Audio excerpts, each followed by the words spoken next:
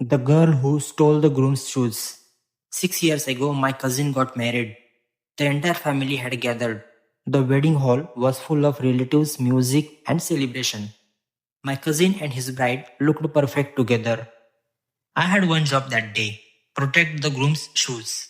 At weddings, there is a tradition. The bride's family tries to steal the groom's shoes and demands the money to return them.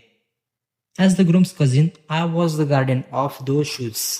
I took my job seriously. Later, during the garden photoshoot, the groom wasn't wearing his shoes. The ground was burning hot under his feet. The photographer suddenly asked, "Where are the groom's shoes?" "I know exactly where they are," I said confidently. "I will get them."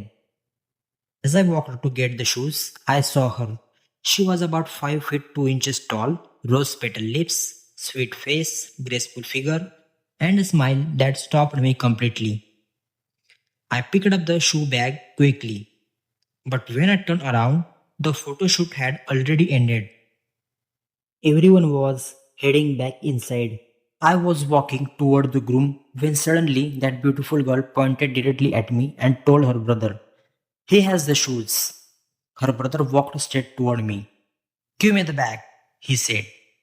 "These are our shoes. I'm not giving them to you," I replied firmly. He grabbed the bag hard. We both pulled one final strong tug, and he snatched it from my hands and ran. Then he handed the bag directly to his beautiful sister. She took it, looked straight at me, smiled, and walked away. I was furious. For the next several hours, she was everywhere and nowhere. Every time I found her, she smiled and disappeared again. Meanwhile, the groom was desperately looking for his shoes. "A girl stole them," I told him. My aunt eventually called her over. "I don't have them," she said innocently. "She has them," I insisted. A few moments later, she finally admitted it. My aunt asked her to return them. She smiled sweetly and said, "I want money first." She demanded $500. The groom laughed. "For that price, I will just buy a new pair." They went back, and 4th or 15th minutes later, finally my aunt paid her. Only then did she return the shoes. She walked away, still smiling. And somewhere between her stealing those shoes and walking away with that smile, I had started liking her. For the rest of the evening, we exchanged glances across the wedding hall. Every few minutes, she would look at me and smile. I smiled back. My father noticed. "Who is that girl who keeps looking at you?" he asked. "Nobody," I said. After dinner, she walked toward a refrigerator to get water.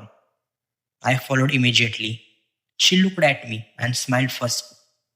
Honestly, I didn't even want to steal the shoes. My brother told me to. I laughed.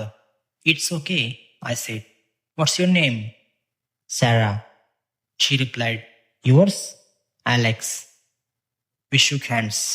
She was from Chicago. So was I. She was in college. I had already finished and was working.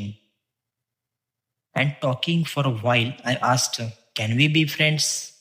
"Yes," she said simply. I was genuinely happy. "Since we are friends now, can I have your number?" She looked slightly shy. "Sorry, I don't give my number to anyone." She said sorry and walked away, but she kept looking back at me with that same warm smile. As evening approached, the guests began leaving one by one. Then suddenly she walked straight up to me. "Give me your number," she said. She handed me her phone. I typed it in and saved it under Alex. Then she quickly left. The wedding hall emptied slowly.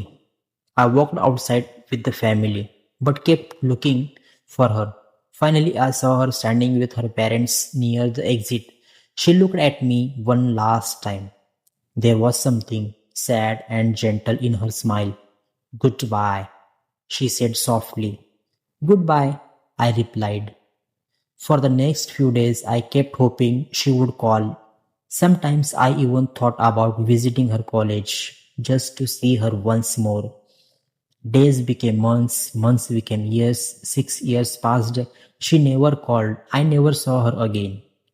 Our entire story lasted only a few hours. A short love story that began with a stolen pair of shoes and ended with a goodbye smile. But even today, whenever I attend a wedding, I still remember Sarah.